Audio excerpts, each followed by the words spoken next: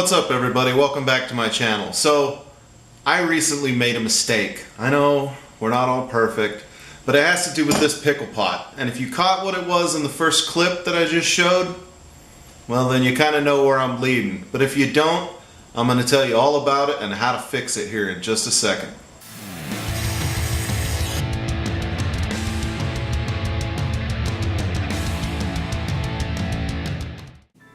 Alright, so let me explain what happened here. First off, for those of you that don't know what a pickle pot is, this is my pickle pot. I use a small crock pot to hold my pickle inside of it. The purpose of the crock pot is to keep the pickle warm because it works better in a warm state. The pickle itself is a highly acidic solution and I use sodium bisulfite and distilled water. The purpose of the pickle is to clean all of the oxidation off of my metal after I've soldered it. And the number one rule when working with a pickle pot is that you never introduce steel to your pickle pot. Now, that was my big mistake. Now, if you saw my last video where I was actually making these rings, you probably saw that I took the two rings and bound them together with small pieces of steel wire. This was to hold them together while I was doing the soldering so that they would stay in the position that I wanted them to. After binding them together with the steel wire, I took yellow ochre and painted it over the areas that I did not want the solder and the flux to flow so that I could control where the actual ring was being soldered. So after soldering it, I clipped the wires off, and you can probably see where this is going, but I missed a little piece. So when I introduced the ring into the pickle pot, that steel went in with it.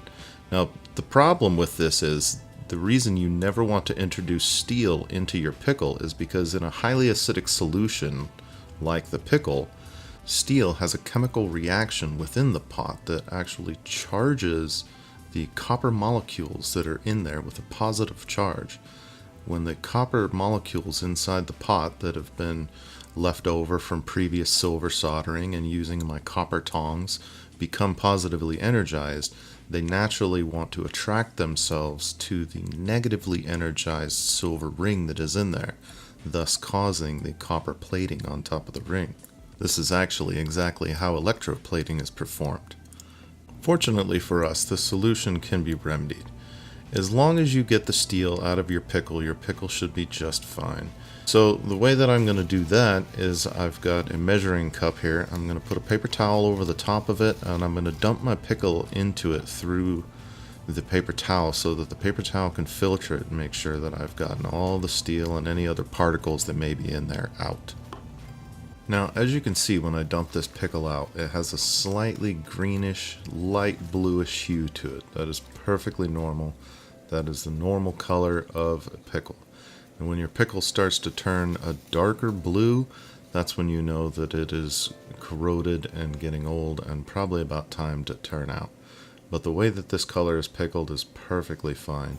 Now the next thing I'm going to do is I'm going to turn this pickle into a super pickle to help facilitate the removal of that copper plating on those rings. And I'm going to do that by adding some hydrogen peroxide. Now this is just regular old 3% value store hydrogen peroxide, but it gives the pickle a little bit of a pep. Now the hydrogen peroxide is not going to last forever. It'll only affect the pickle for probably about an hour, maybe a little bit more, until the hydrogen peroxide dissolves away in the pickle and the pickle returns to its normal self and is no longer a super pickle. The other thing that I'm going to do to help facilitate the process and the removal of the copper that's been plated on these rings is I'm going to heat them up with the torch before I reintroduce them to the pickle. This has two benefits to it. One, when I heat the ring up with the torch, it introduces oxides onto the ring. These attach themselves to the copper plating, and when the pickle does its job, it helps pull those oxides and the plating off at the same time. The second is that when you heat up the ring, it helps to bring the pure silver on the inside of the metal up to the surfaces.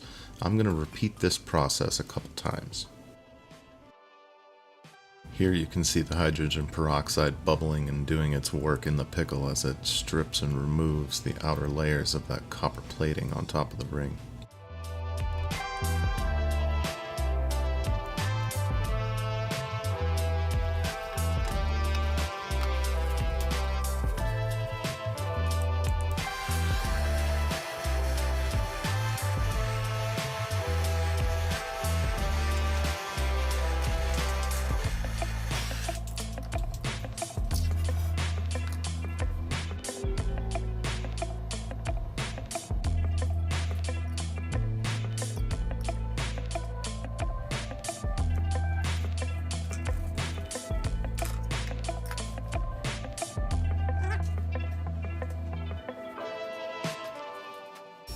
Alright you guys, so as you can see here, I've now got the ring out of the pickle. I have split the ring in preparation for the next stage of the building of this ring. And as you can see, a little bit of buffing and cleaning up. All of the copper plating that was on that ring was gone. Completely gone. My pickle is still fine, and the ring itself turned out great. So the last thing I wanted to show you guys is the acidity of my pickle pot. So I've got some pH strips here, and we're going to dip one of these pH strips in here to show, in case anybody had any question of how much, or if any, the hydrogen peroxide had an effect on this pickle. I'm going to show you exactly what the pH in this pickle is.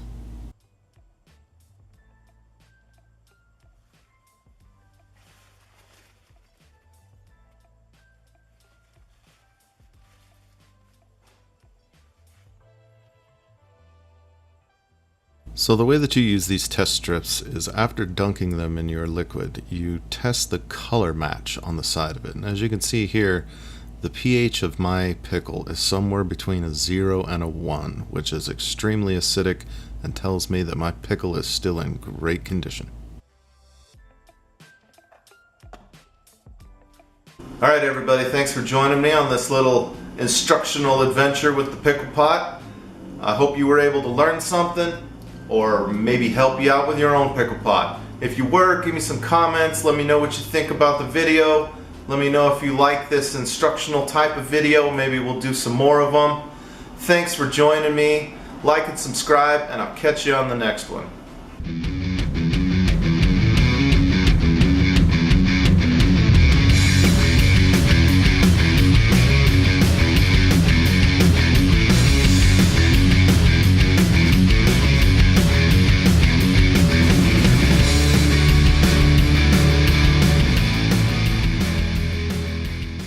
Maybe I was able to help you out.